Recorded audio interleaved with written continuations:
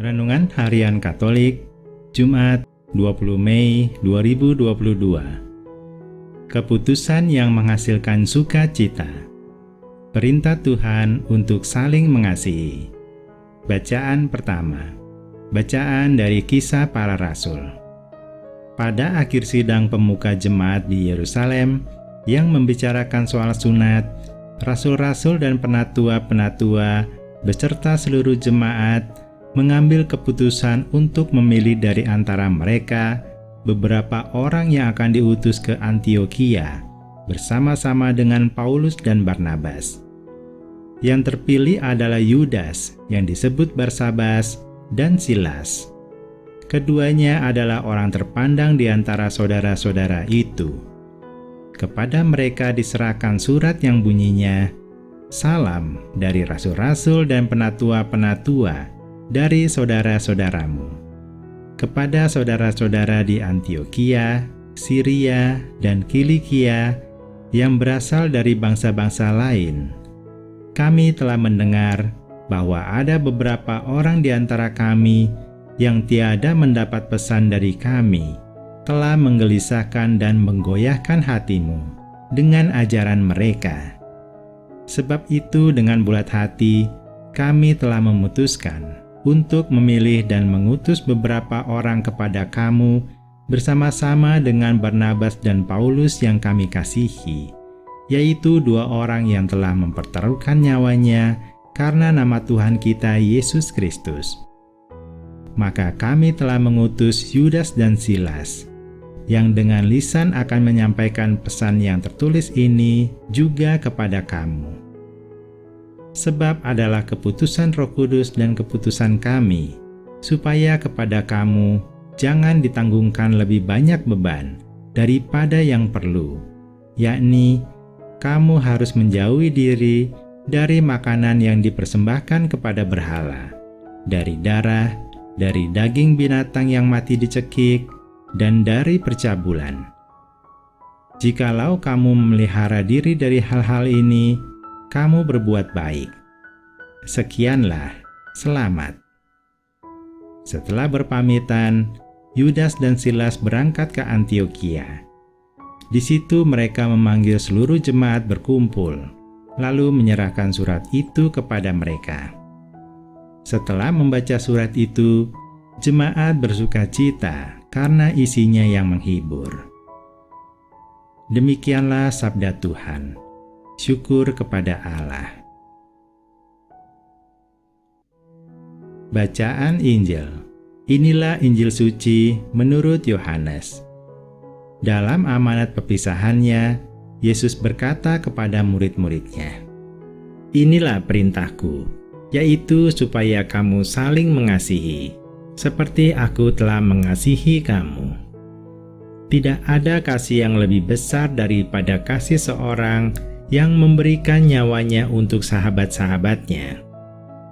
Kamu adalah sahabatku, jikalau kamu berbuat apa yang kuperintahkan kepadamu. Aku tidak menyebut kamu lagi hamba, sebab hamba tidak tahu apa yang diperbuat oleh tuannya.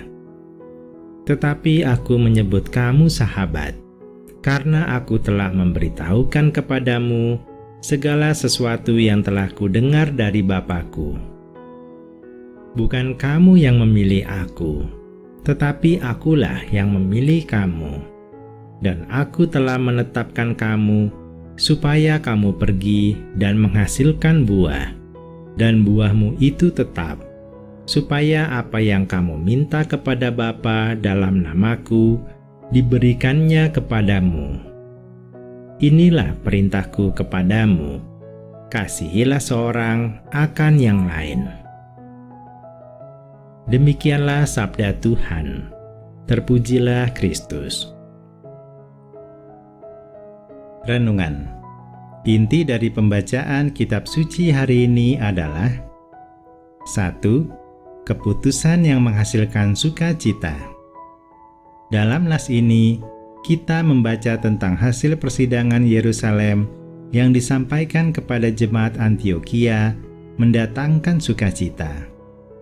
Pertama, persidangan pemimpin gereja di Yerusalem menghasilkan keputusan yang dituang dalam bentuk tertulis dan jelas, sehingga kemungkinan kesalahpahaman pun dapat dihindari. Kedua, para pemimpin gereja mengutus Yudas dan Silas untuk menyampaikan surat tersebut, sekaligus menyatakan niat baik dari para pemimpin gereja di Yerusalem untuk menerima jemaat Antiokhia menjadi bagian dari umat Allah. Inilah berkat yang tidak terduga oleh jemaat Antiokhia. Yudas dan Silas ditunjuk sebagai wakil para pemimpin di Yerusalem berdasarkan kredibilitas mereka yang telah teruji. Ketiga, isi surat itu sangat melegakan hati jemaat di Antiokhia.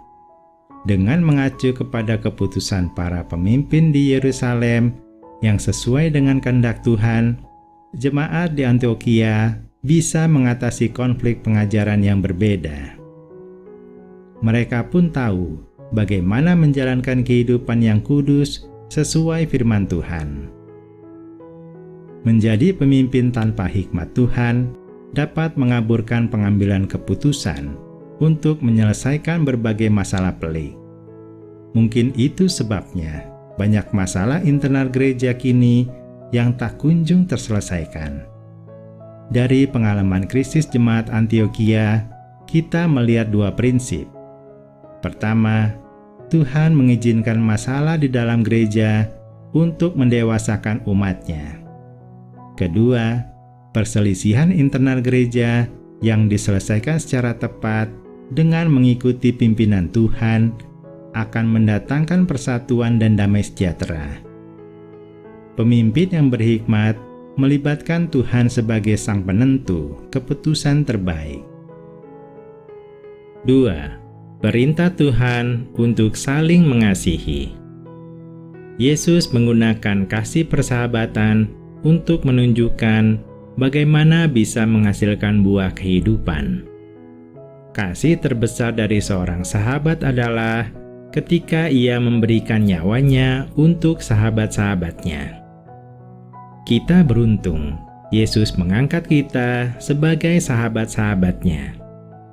Yesus membuktikan dirinya penuh dengan kasih. Ia mengasihi Bapa dengan taat kepada perintahnya, dan ia mengasihi para muridnya dengan rela mati demi keselamatan mereka. Fakta ini membuat kita sebagai muridnya selamanya berutang kepada Tuhan, dan selamanya mesti merespon kasih itu dengan kasih kepada sesama kita.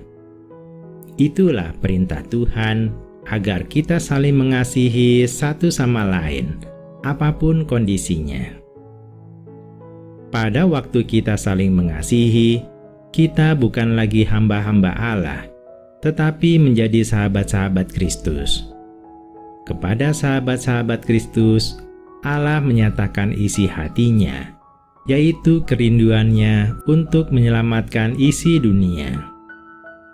Allah ingin memakai dan mengutus kita agar pergi ke tengah-tengah dunia untuk menjadi alat anugerah Allah, memperkenalkan Kristus sebagai satu-satunya juru selamat bagi dunia ini.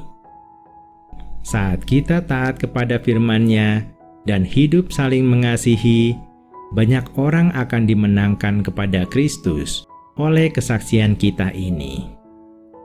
Itulah buah yang harus dihasilkan kita sebagai para murid Yesus. Ada orang yang mengidap penyakit hati, seperti iri hati, suka membenci, senang menyakiti hati orang lain, dan selalu berkomentar buruk. Salah satu penyebab penyakit hati ini adalah karena orang itu tidak mendapat kasih. Manusia yang tidak dikasihi tidak mengenal kasih, sehingga tidak mampu mengasihi dan tidak dapat berbuat hal-hal yang didasari oleh kasih. Perintah Tuhan agar kita mengasihi orang lain, terutama kepada orang ini, secara perlahan mampu menyembuhkan penyakit hatinya. Dan kelak orang itu berubah, mampu mengasihi orang lain, sehingga ia mendapat kemenangan bersama Kristus. Marilah kita berdoa. Ya Tuhan, kami mau melaksanakan perintah-Mu untuk saling mengasihi satu sama lain, apapun kondisinya. Kami mau membantu menyentuh jiwa-jiwa yang haus akan kasih-Mu, sehingga semakin banyak orang mempunyai jiwa mengasihi, dan kita semua bersatu di dalam naungan-Mu, dan dapat menjalani kehidupan ini dengan damai. Terima kasih ya Tuhan atas anugerah kasih-Mu yang menyembuhkan kami semua. Dan kami mohon hikmat-Mu untuk mengambil keputusan terbaik di setiap masalah hidup kami. Amin.